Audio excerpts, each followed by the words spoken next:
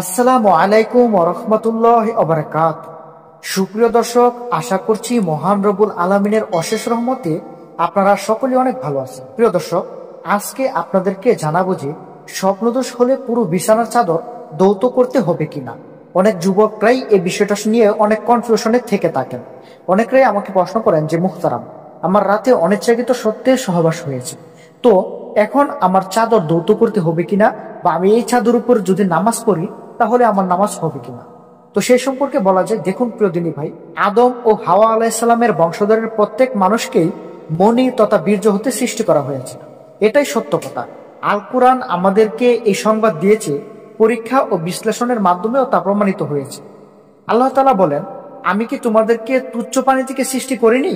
আল্লাহ তাআলা আরো বলেন, অতএব মানুষের দেখা উচিত কি বস্তু থেকে সে সৃজিত হয়েছে, এবং সে সৃজিত হয়েছে সবেগে স্থালিত পানি থেকে। সুতরাং উপরোক্ত আয়াতদ্বয়ে যেই পানির কথা বলা হয়েছে তা হচ্ছে স্বামী স্ত্রীর মিলনের মাধ্যমে নির্গত মনি বা বীর্য। এটি পবিত্র না অপবিত্র, আলেমদের থেকে এই ব্যাপারটি দুটি মত পাওয়া যায়। সঠিক কথা হচ্ছে এটি পবিত্র।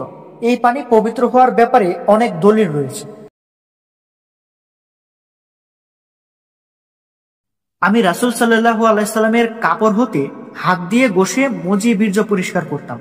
তিনি সেই কাপড় পরে নামাজ আদায় করতেন। সাইল ইবনে হুনায়ফা রাদিয়াল্লাহু আনহু থেকে বর্ণিত, তিনি বলেন, বীর্যরস বের হওয়ার কারণে আমি কঠিন অবস্থার মধ্যে ছিলাম, কেননা এ কারণে আমাকে প্রায় গোসল করতে হতো। আমি ব্যাপারটা রাসূলুল্লাহ সাল্লাল্লাহু আলাইহি সাল্লামের নিকট বর্ণনা করলাম এবং তার বিধান জানতে চাইলাম। তিনি বললেন, এটা বের হলে তোমার জন্য অজু যথেষ্ট। আমি বললাম, হে আল্লাহর রাসূল, তা যদি আমার কাপড়ে লেগে যায় তবে কি করব? তিনি বললেন, এতে আজলা পানি তোমার কাপড়ের যে অংশে বীর্যরস দেখতে পাও সেখানে ছিটিয়ে দাও, এটাই তোমার জন্য যথেষ্ট হবে। তো প্রিয় দর্শক, আশা করছি আপনাদের সবাইকে বোঝাতে পেরেছি। তো ভিডিওটি ভালো লাগলে অবশ্যই একটি শেয়ার করবেন। তো সকলে ভালো থাকবেন, সুস্থ থাকবেন। আসসালামু আলাইকুম, আল্লাহ হাফেজ।